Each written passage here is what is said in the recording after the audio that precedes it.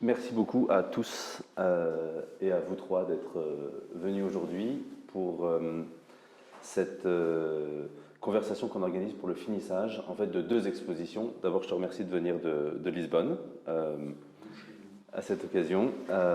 Et puis, en fait, je dois remercier aussi Raphaël puisqu'il se trouve qu'on va parler d'une exposition qui est présentée dans l'autre espace. Et donc, en fait, Raphaël nous accueille dans son exposition qui se termine aussi aujourd'hui.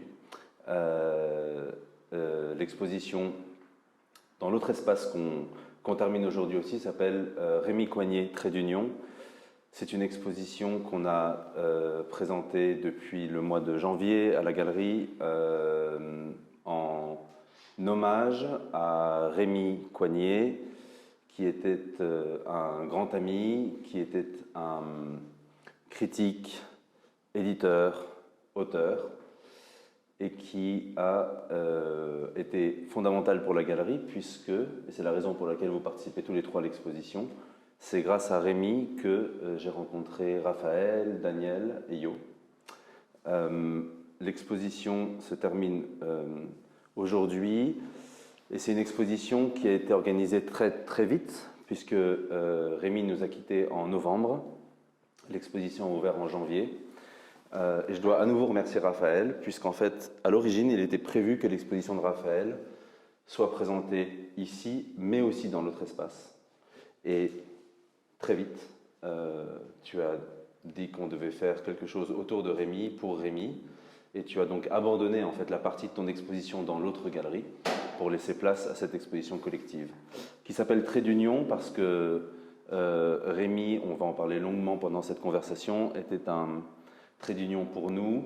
Un trait d'union, c'est un signe typographique aussi. Rémi, pour lui, les textes étaient fondamentaux. Il est l'auteur d'une œuvre qui prend plein de formes, mais surtout de 3 volumes de ses conversations. Ça, c'est le volume 1 qui avait paru en 2014, qui existe aussi en anglais. Le volume 2 qui avait paru en 2016 et le volume 3 qui avait paru en 2020, qui rassemble une 60aine de conversations avec... alors, il avait écrit les personnalités du monde de la photographie. En fait, ce sont des photographes, des artistes, des éditeurs, des graphistes. Et donc, ce sont des conversations qu'il a réalisées au cours des... Je ne sais pas exactement, en fait, à quelle date il a commencé. Rémi était l'auteur d'un blog qui s'appelait Des livres et des photos, qui était abrité sur le site du Monde pendant longtemps. C'était un site que beaucoup de monde consultait, en France, à l'étranger. Vous avez tous les trois eu des nombreuses conversations avec Rémi, mais plusieurs qui ont été publiées dans les volumes. D'autres pas. Comment? Pas toutes, heureusement. Non, pas toutes. Toi, Daniel, tu avais eu une première conversation qui avait été enregistrée et publiée dans le volume 1 en décembre 2011. Et tu as eu la chance d'avoir une deuxième conversation en août 2016, si je me réfère aux dates qui sont inscrites à la fin des conversations, qui est apparue dans le volume 2. Toi, Raphaël, c'était en octobre 2011 et ça a apparu dans le volume 1. Et toi, Yo, c'était en novembre 2013 et ça a aussi paru dans le volume 1. Et d'ailleurs, si on regarde, c'est quand même assez beau puisque tous les noms ne figurent pas sur la couverture, mais autour de Rémi, il y a Daniel, ensuite Brunberg et Chanarin, Elina, Broterus, Raphaël et Yo, donc vous êtes tous les trois presque en train d'encadrer Rémi sur la couverture. L'idée de cette exposition, elle est venue en fait au moment des obsèques de Rémi. Et c'est une discussion qu'on a tout de suite eue avec toi, Raphaël. On aurait pu imaginer faire une exposition beaucoup plus grande en invitant toutes les personnes, en tout cas tous les artistes qui ont participé aux conversations, mais il fallait faire un choix, et puis l'espace à Odéon, il a ses limites physiques, et en fait c'était, je crois, on ne peut plus légitime et naturel que vous trois participiez à cette exposition. Le trait d'union, c'était aussi une chose. Rémi, dans sa bibliothèque, avait beaucoup de livres de Boltanski, et Boltanski, en fait, avait fait une œuvre pour sa mère. Il avait dit une chose magnifique qui était qu'à la fin, ce qui résume une existence, c'est le trait d'union entre la date de naissance et la date de décès.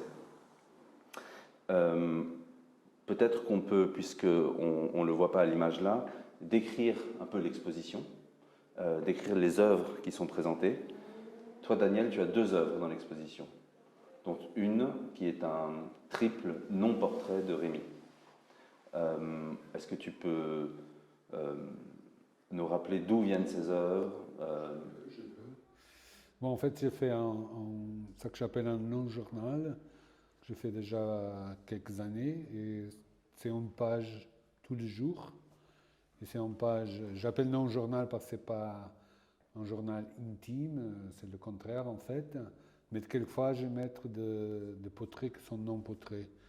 Et non-portrait, j'ai déjà expliqué à la galerie une heure d'avant, parce qu'il y a un grand respect pour les gens qui font des portraits sérieux.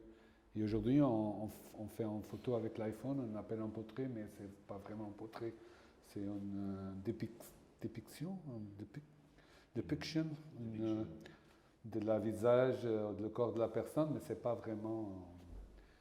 Et bon, et une de cette œuvre qui est à la galerie à Odeon, c'est un triple non-portrait que j'ai fait avec Rémy en novembre 2019, j'étais là à l'occasion de Paris Photo, et c'est au café Bonaparte. Et Rémy a changé de tabac normal pour tabac électronique.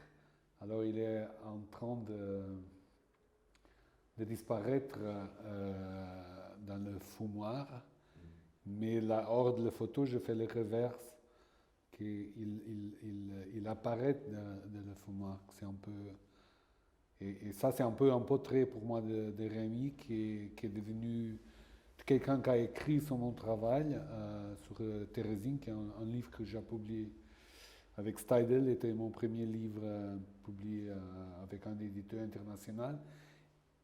Et quelqu'un que je ne connais, qui a 7 ans, je ne connais pas, c'est pas normal au Portugal, parce qu'en Portugal c'est petit et tout le monde se connaît, mais quelqu'un que je ne connais pas a écrit sur mon travail précisément dans cette blog.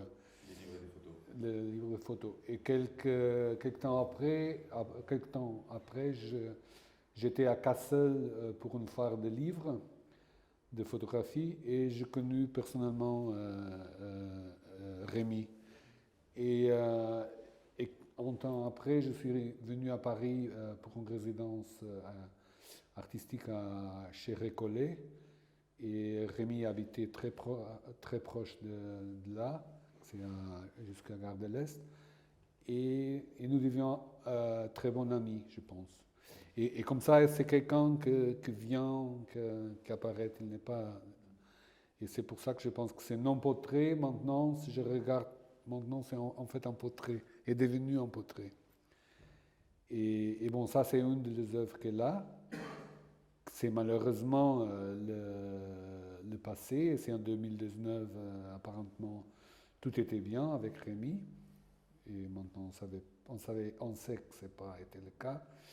Et l'autre œuvre, c'est une photo que j'ai fait, une feuille de journal que j'ai fait exprès pour l'exposition. Alors, elle ne fait pas partie de le journal, c'est comme un extra, que c'est le présent et le futur, parce que j'ai écrit, aujourd'hui je pense à Rémy. Et comme ça, c'est le passé, le présent et le futur. Parce que j'imagine que, et comme j'ai dit d'avant, on a fait une exposition aussi que Kenta a donné le nom, que c'est un poème de Rilke, que c'est la paire de, comment dire, Perdre aussi nous appartient.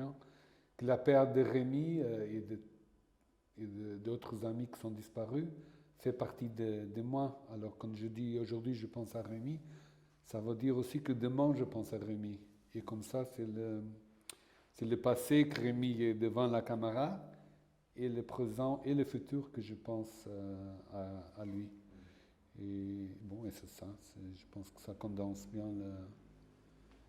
Soyons, tu as choisi une œuvre qui est volontairement une évocation de Rémy, sans être une évocation directe de Rémy. Oui. Oui, déjà, d'être là, de le expliquer, ça va contre l'œuvre. J'avais une vieille machine d'écrire, on dit ça. Et c'était même pas quelque chose de maintenant je vais faire cette œuvre ou maintenant je vais écrire ça. J'étais en train de jouer avec la machine et j'ai écrit poetry et j'ai continué à écrire poetry, toute une feuille en A4. Et sans trop regarder, c'était une chose que j'ai fait comme ça, instinctivement ou intuitivement. Et après, quand je regardais, certaines lettres tapaient plus fort que les autres. Alors, quand on regardait un peu à distance le papier où j'avais écrit ça, si on commençait à lire poetry, il y a certaines lettres qui sortent plus fort et c'est pour ça que quand on le lit, on peut facilement entrer dans une sorte de loop où on lit plutôt try poetry, comme une sorte de répétition sans fin. Et je pense que la raison pour laquelle il est là dans cette galerie, c'est que pour moi, Rémi, c'était quelqu'un de très curieux, quelqu'un qui était toujours dans la question, pas dans la réponse, même s'il veut des réponses ou des essais de réponses. Mais il était toujours curieux et il était toujours à la recherche de quelque chose. Et c'est comme ça que je connais Rémi aussi. On était toujours dans des conversations sans fin. Alors, ça veut dire qu'il n'avait pas de réponse. C'était dans notre conversation, c'était ça qu'on avait en commun. Il n'avait pas de fin, il n'avait pas de réponse de ce qu'on discutait. Et je pense que c'est très beau qu'il n'y avait pas de réponse, qu'il y avait plutôt des questions. Et c'est lié à la poésie. La poésie, oui, d'essayer, mais aussi le mot poésie, poetry. C'est vrai que de monter cette exposition, c'était un élan essentiel, vital, une envie, un besoin, mais pas du tout une évidence. Et pour moi, par contre, quand on a commencé à se dire, enfin, je ne me voyais pas me faire l'exposition tout seul, et j'ai pensé à cette œuvre parce qu'il y avait justement toute cette tentative c'est ce dont on a besoin quand on est dans le deuil, justement, try poetry. On a besoin d'essayer d'y croire encore, quoi, de se dire qu'on peut être dans cette complicité avec un être qui nous est cher, qui nous manque, grâce à l'art, on essaye, quoi. Ça ne veut pas dire que ça marche, c'est des essais, on est des essayistes, on n'est pas des œuvres, mais c'est dans ce même élan que d'essayer de faire poésie avec l'œuvre de Rémi que je suis parti d'un souvenir que j'avais de ces entretiens où on a beaucoup rigolé. On était dans une complicité qu'il a réussi à retransmettre. Ça venait de la culture du blog initialement, mais c'est quelque chose qu'il a vraiment entretenu. Et il arrivait avec tout le monde à créer cette complicité. Pour avoir relu l'ensemble, il n'y a pas beaucoup d'échecs dans cette tentative-là. Il se rapprochait vraiment des gens. Je pense qu'il faisait ses entretiens, ses conversations, comme il les titrait pour The Ice Publishing. C'était de conversation, mais il y avait vraiment cette curiosité d'aller à la rencontre des photographes qui l'admiraient, comme Lewis Bals ou d'autres pour lesquels il voulait se rapprocher. Et voilà. Et puis rapidement, ça dépassait ça devenait de l'amitié. J'ai renouvelé beaucoup d'échanges, jamais retranscrits, mais avec Rémi par la suite. Je l'ai rencontré par ces entretiens-là. Mais après, en replongeant dans ces livres, je me demandais comment il s'y prenait pour créer cette complicité-là, ou en tout cas ce sentiment. Et sûrement, en grande partie, ça venait de ces sortes de didascalie qui rajoutaient, de cette façon de mettre entre crochets tous les non-dits ou qui étaient enregistrés par le micro, mais qui étaient, étaient souvent... Toi, dans ton œuvre, c'est ce que tu as conservé, en fait. Tu vois, repris, tu as sélectionné 45 feuilles. En fait, publiées. ça c'est le résultat final. Au début, je suis reparti de ce souvenir qu'il y avait beaucoup de rire dans ces entretiens, qu'il y avait beaucoup de ponctuation. Pour moi, c'était des ponctuations. Et puis en relisant, j'ai vu que c'était entre crochets qui mettaient rire, qui mettaient silence, qui mettaient toutes ces petites didascalies.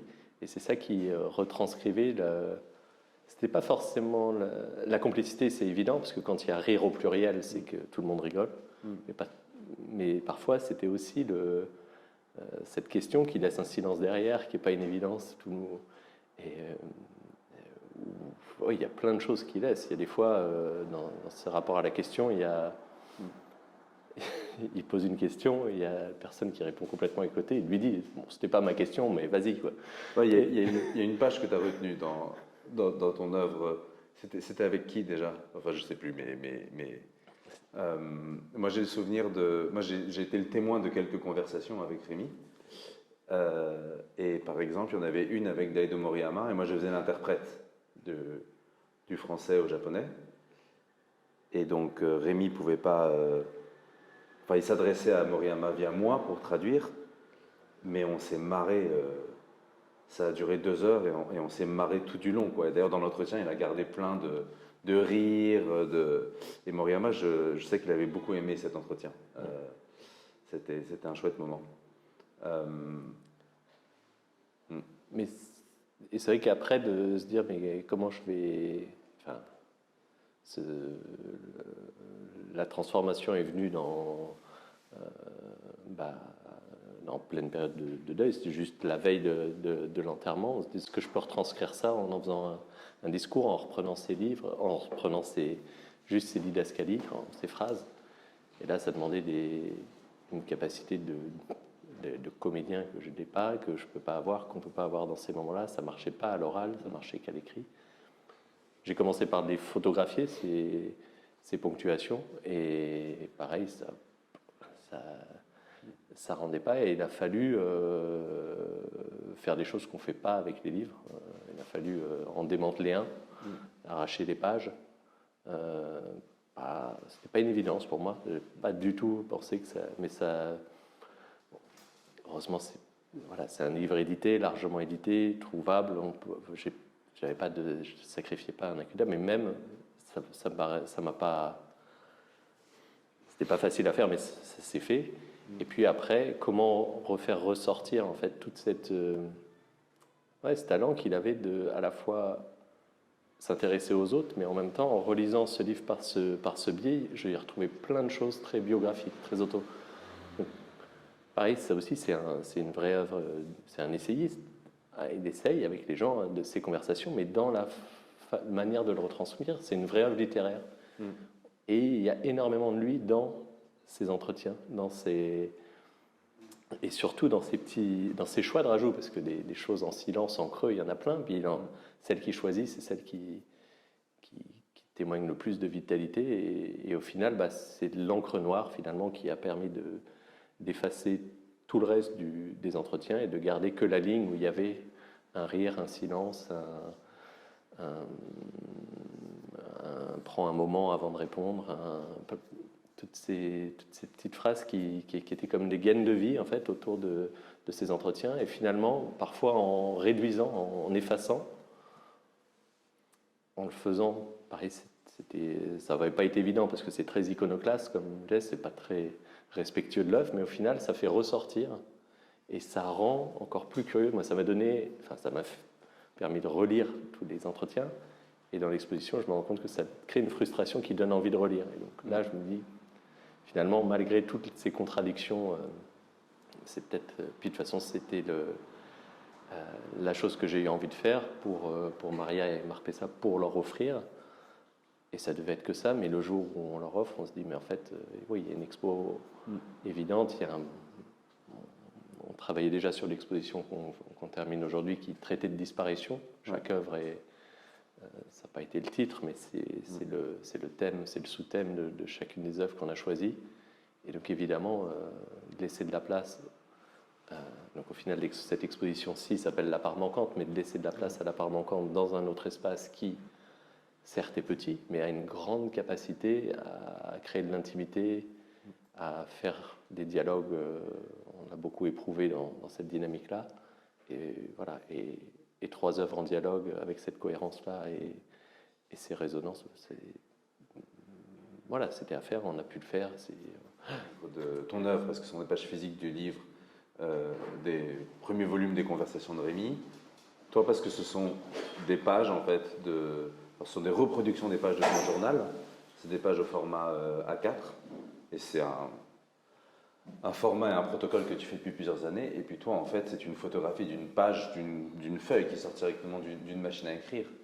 Donc c'est beau que naturellement, en fait, les œuvres qui ont été choisies pour l'exposition aient un lien immédiat, évident, avec une des questions centrales qui animait Rémi, c'était de savoir le lien avec le livre, la page, parce que c'était vraiment des livres et des photos, c'était le titre de son blog, le nom de son blog, et c'était au fond la particularité de Rémi. Et c'est quelqu'un qui a du trait d'écouter le photographe, non? Normalement, les photographes, on les a pris seulement visuellement. Il n'y a pas beaucoup de gens qui sont vraiment intéressés à écouter le pansement, le discours, la raison de le photographe. Et Rémi, La pensée, c'est joli. La pensée, hein? La pensée, pardon mon français. Mais Rémi était intéressé à ça, et je pense, au 7 ans qu'on a commencé ça, il n'a pas beaucoup de livres comme ça, du tout. Il a traité le photographe comme artiste, pas comme le photographe, comme artiste, parce qu'il a toujours cette classification un peu. Le photographe n'a rien à dire, c'est seulement les artistes qui sont complexes. Et comme ça, je pense que Rémi était. Bon, c'est peut-être un peu exagéré, mais un peu avant le temps, parce qu'après. David Company a fait un livre comme ça aussi, mais d'avant, je ne sais pas s'il y a beaucoup d'autres livres d'entretien avec le photographe. Mais c'est la qualité aussi de ce qui est raconté qui questionne la profession, mais pas que, nos démarches, et en creux, il allait vraiment chercher, c'est pas les questions habituelles de l'idée, il n'y a jamais ces questions-là d'où ça vient ce projet. Vraiment pénible. Par contre, en creux, il arrive à l'essentiel des démarches. Et à chaque fois, il prend des chemins qui ne sont pas du tout ceux habituels. Et surtout, c'est cette complicité qu'il arrivait à créer qui permettait vraiment de. Moi, je pense. Je pense qu'il n'avait pas de règles quand il faisait ses conversations. Il était plus libre que ça. Il avait. Ce que j'ai apprécié, moi, c'est son approche qui était très humain. C'était pas théorique, c'était pas académique, c'était juste là, curieux, quoi. Ils s'en foutaient, c'est suivi de règles ou pas, il était juste curieux. Et c'est ça que j'apprécie avec lui. Et ça pouvait, à cause de ça, ça pouvait aller dans tous les sens. On ne savait pas où ça allait, et c'est ça qui était beau. Il n'y avait pas de règles dans l'entretien, par contre, il y a une super exigence dans la traduction, dans l'édition.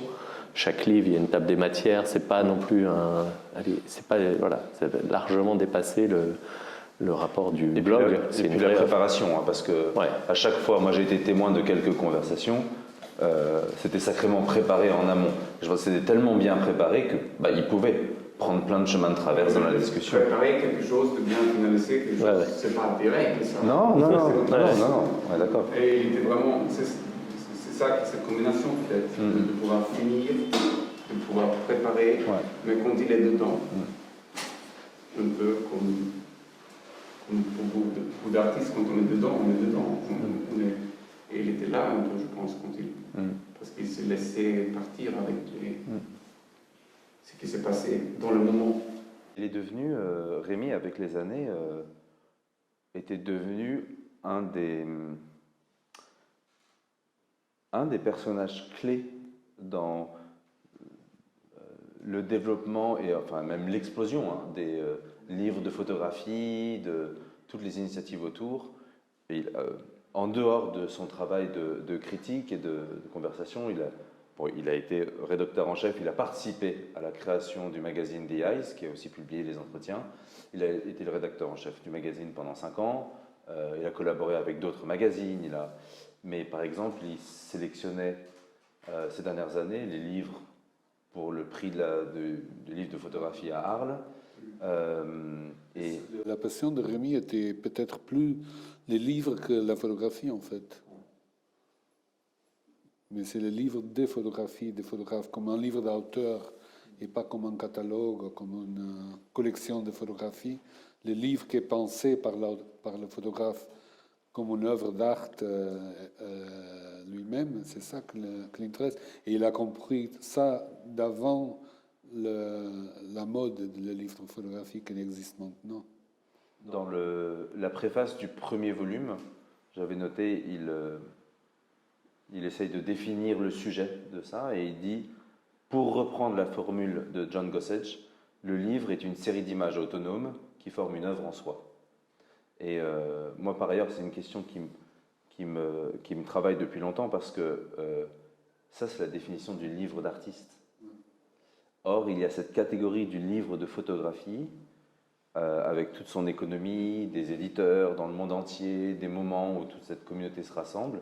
Et Rémi était un acteur central dans cette communauté. Et c'est quelque chose de récent. Hein. Ça fait pas si longtemps que ça qu'il y a autant un intérêt aussi prononcé pour ce qu'on appelle les livres de photographie. Quand il a commencé son blog, j'imagine, il a choisi d'écrire sur le livre. Il n'a pas choisi d'écrire sur les expositions. Il n'est pas devenu curateur ou galeriste, une chose comme ça. Il a choisi les livres comme son focus principal. Oui, non, c'était un passionné de livres photo. Ouais. Et c'est normal que vous l'ayez rencontré parce que vous deux, vous avez publié à peu près une vingtaine de livres chacun. Raphaël, une dizaine. Et c'était un trait d'union ou une porte d'entrée pour un lien avec Rémi qui était évident. Mais les conversations, moi je le soupçonne d'avoir mis tout ça en œuvre juste pour rencontrer Lewis Balls initialement. Parce que quand on voit, là pour le coup, la préparation devait être dingue. Ouais. Mais quand ça c'était un auteur de livres photos qui passait devant tous les autres. Je sais qu'il avait Lewis Balls, William Klein. Non, il y en a d'autres, mais il y a je pense que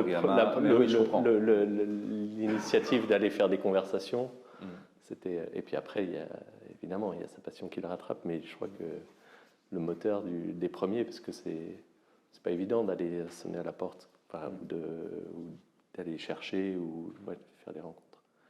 Après, dans chaque rencontre, quand c'était par le biais de quelqu'un ou autre, c'est signalé. C'est pas seulement la complicité des entretiens, c'est que des fois en introduction, il dit rencontrer telle personne par le biais de.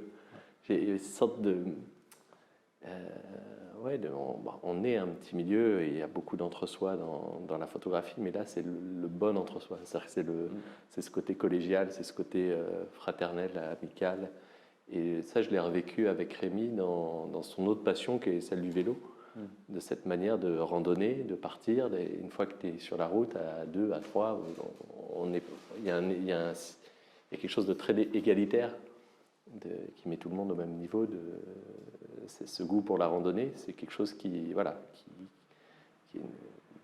y a plein de points en commun avec la photographie. On a beaucoup évoqué avec Rémi justement ces rapports historiques, mais surtout très sensible d'aller satisfaire une grande curiosité par un outil qui peut être la photo, qui peut être le vélo. Et c'était très complémentaire, il le vivait avec la même passion. Ouais. Il a écrit à la fin la préface du premier volume, donc il y avait encore 2 autres volumes entiers à apparaître par la suite, mais il dit qu'au fond, son projet dessine en creux une géographie de la photographie contemporaine. C'est ça, hein, c'est une cartographie en fait même. Ouais. Mais là, on aura beau faire notre liberté d'artiste, de faire les malins, à inventer plein de choses. C'est hyper dur. Quand quelqu'un nous manque, quand il y a un être absent, de traduire ça. On est noué là, on n'arrive pas à en parler, mais à traduire après, je suis hyper content de cette exposition parce qu'entre soi, on a pu échanger ça, se faire plaisir, mais c'est qu'une tentative. C'est presque les confins où on est le plus désœuvré, c'est quand on doit parler d'être absent qui nous manque, quoi, parce que c'est quand même des liens comme ça, c'est fabuleux qu'ils aient existé, mais c'est un pas. On peut pas le remplacer par des œuvres en tout cas. Même si je suis très content de l'exposition, on remplacera pas. On a eu ces tentatives d'en faire son portrait, de remettre de la poésie ou de la réactiver, mais en fait, ce qui est le plus embêtant, c'est que l'essentiel, sa petite présence dans ces moments-là, de vernissage, de finition, il était toujours là, en fait. Moi, j'ai cette impression, j'ai ce manque des dernières expositions, de pas, voilà. Non, il me manque énormément. Je ne sais pas combien de fois je pensais... là, je vais appeler Rémi pour montrer ça.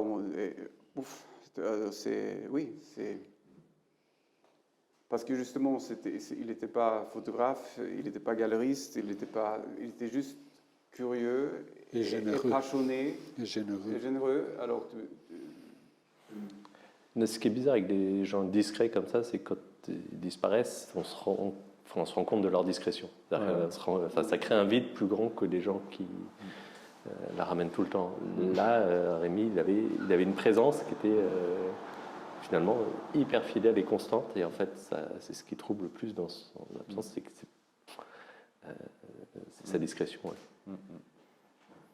Et la générosité, parce qu'il y a normalement tu es avec des gens qui, d'une façon ou d'autre, ils veulent quelque chose. Non? Nous sommes avec Quentin, mais bien sûr, il veut vendre notre travail, c'est bon pour nous aussi, bien sûr, mais il y a un échange matériel, cette forme avec Rémi. Rémi était généreux avec son temps pour parler de travail ou discuter quelque chose sans vraiment reçu une autre chose que l'amitié. Et ça, c'est très généreux, surtout dans un temps que tout le monde, apparemment, n'a pas de temps pour les autres. Vraiment. Et ça, peut-être on notifie seulement quand la personne n'est pas là. Cette importance. Donc, quand on a annoncé l'exposition, on a reçu à la galerie plein de messages, à commencer par les personnes, les artistes, les éditeurs, les graphistes qui ont participé aux conversations. On a eu plein de messages où ils allaient plus loin parce que chacun ou chacune donnait une anecdote de quelque chose. Mais on sent que c'est quelque chose de vital, de dire qu'on avait un lien qui nous unissait avec Rémi. Et quand on voit la liste des personnes qui ont participé, c'est dans le monde entier. Hein, donc il y en avait qui pouvaient passer plus de temps avec Rémi que d'autres. Oui, et aussi la variété de styles de photographie qu'ils s'intéressent. J'avais beaucoup de discussions avec Rémi parce que, je sais pas, le Holy Bible de Brumberg et Chanary, Rémi a toujours défendu ce livre et je déteste ce livre. Alors on a discuté beaucoup, mais ça montre comme il était ouvert à des choses complètement différentes. Et la liste de gens qui interviewent, Paul Graham, Guido Guidi, Joachim Schmidt, ils sont dans tout le partout de la photographie. C'est pas un goût, c'est beaucoup de... C'est la curiosité qui fait ça. Géographiquement, on parle des antipodes, comme ça, il y en a plein. Oui, c'est ça. Parce que beaucoup de fois, les gens se ferment dans et je dis ça de moi aussi, mais aussi le critique et le curateur se ferment dans un genre d'art ou de photographie. Si j'aime Engström, je ne peux pas aimer quelqu'un d'autre côté. Et Rémi, non, il était partout. Et ça c'est bien, c'était éclectique en fait. Sur le rapport à la gratuité de l'échange, quand même, merci Kenta d'avoir monté cette expo parce que c'est pas non plus, c'est une expo juste aussi généreuse que Rémi. C'est-à-dire, c'est pas, voilà, c'est un élan, voilà, c'est d'avoir répondu à ce besoin, à cette nécessité de faire quelque chose, mais voilà, on est dans la même qualité d'échange de gratuité. Non, moi pour moi, d'abord c'était pour vous, mais pour moi c'était nécessaire aussi.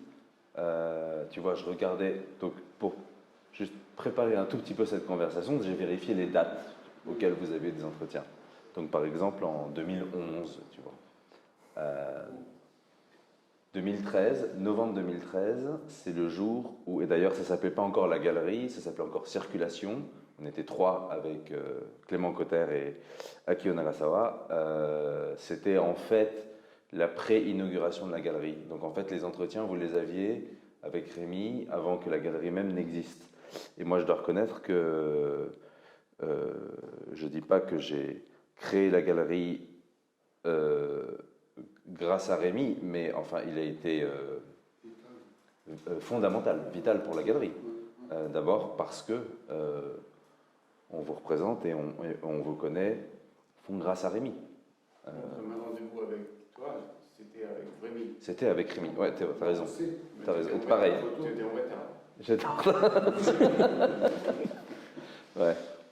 Je pense vraiment que. Alors, il y a d'autres acteurs. Il y a Marcus Chadden, il y a à Kassel pour le festival, mais je pense vraiment que beaucoup d'éditeurs et du monde de l'édition des livres de photographie doit beaucoup à Rémi, hein, toutes ces dernières années. Et oui, je lui dois ma rencontre avec toi. Je me souviens du rappelle. déjeuner. Il y avait Marc Pessa qui était là aussi. J'avais pas d'enfant encore, j'étais dit ouais, il fait subir un déjeuner ça. Mais tu étais avec un bouquin, tu étais avec ton livre et voilà, c'était des belles rencontres. Enfin, il savait orchestrer ça et il n'y avait aucune. Tu venais de sortir Ruine. Ok. Et je me souviens de la pizza. Mais je me souviens... Et tu m'avais dédicacé. Non, attends, tu m'avais dédicacé antipersonnel. Et comme on se connaît pas, tu avais mal écrit. Je l'ai encore. Jorgen Tapp, c'est pas toujours évident à écrire, et tu avais fait triple faute d'orthographe dedans. Moi Non, mais ça à quel point on se connaissait pas, et c'est grâce à Rémi, quoi. Mais c'est bien. En tout cas, cette exposition, on a pu la présenter et la monter très vite. D'ailleurs, on a eu d'autres personnes qui nous ont contactés en disant c'est quand même très rapide. Tu vois, qu'est-ce que vous avez fomenté c'est parce qu'il était prévu dans le programme de la galerie qu'il y ait cette double exposition de Raphaël et que tu as très vite naturellement fait place pour. Après, dans les derniers échanges avec Rémi, on avait monté des projets qui sont bien plus compliqués, que j'espère réaliser et qui étaient, enfin, ça n'arrêtait pas en fait c'était inspirant et voilà, qui nous entraîne dans des itinéraires ou un festival carrément. Donc voilà, il reste beaucoup à œuvrer parmi nos échanges qu'on a eus, et, sans jamais se faire de promesses, mais en tout cas, c'est des choses que j'ai vraiment envie de réaliser. Donc voilà, ça, cette expo, oui, c'est juste une manière de créer du lien et de poursuivre l'échange, parce que c'est ça qui lui plaisait tant, et c'est ça qu'on a envie de continuer de faire, quoi. Tu veux nous parler un peu de l'idée du projet ou tu préfères pas? Bah là, oui, on va le faire, mais juste après.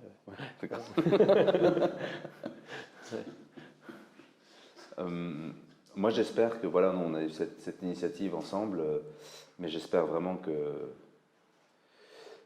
puisqu'il y a toute une communauté qui doit beaucoup à Rémi, j'espère vraiment qu'il y aura une exposition. Ça peut prendre la forme d'une exposition, ça peut être à travers quoi, je ne sais pas. Un livre? Bah oui, ça me paraît évident en fait. Hein, tu vois qu'il y a une publication. Et il faudrait pas que en fait, parce que justement, ça. Oui, il y a d'autres moyens d'activer les choses. À travers ton idée, il y a plein d'autres. Rémi sera là. Ouais. Parce qu'il y a une autre personne dans ma vie qui est décédée récemment, et tu l'as connue, et Rémi l'a connue. Nous avons fait lecture de portfolio ensemble à Lisbonne, déjà beaucoup d'années que j'ai organisé. Et bon, on a commencé avec des amis d'elle une société informelle, sans bureaucratie, sans argent. Et chaque mois, on fait un après-midi avec quelqu'un qui parle, avec programmation de films. Et maintenant, on pense aussi de faire une exposition à partir de son œuvre, de ses livres écrits. Et ça, c'est une manière très simple et pas très facile, mais très organique de faire des choses, de prolonger son travail. Et peut-être avec Rémi, on peut faire un peu la même chose, qui de continuer cette projection Et je me souviens quand Rémi était à Lisbonne pour faire la lecture du portfolio, le photographe avec qui il a parlé, il était très ravi d'être avec lui. Et une fois, c'est au début aussi de Instagram et tout ça, et Rémi a commencé à faire Instagram aussi. Et j'ai vu qu'il y a beaucoup de Portugais qui le suivent, et je pensais, waouh. Et bon, mais il y a beaucoup de façons de faire des choses. On ne peut pas avoir Rémi ici, bien sûr, mais on essayer de prolonger la force de son travail, de son ombre, projeter ça un peu plus loin dans le temps, avec des initiatives comme ça. Ouais, toi, tu disais, enfin, une des raisons pour lesquelles c'est cette œuvre-là de toi qui est dans l'exposition, c'est parce que tu disais try poetry, poetry, poetry, try poetry.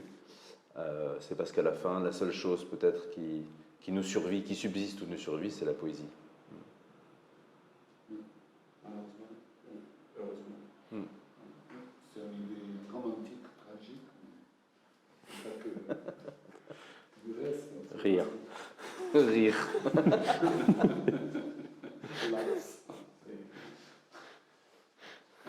Est-ce que vous avez des questions ou, je sais pas, des commentaires, Bon. Merci beaucoup. Merci.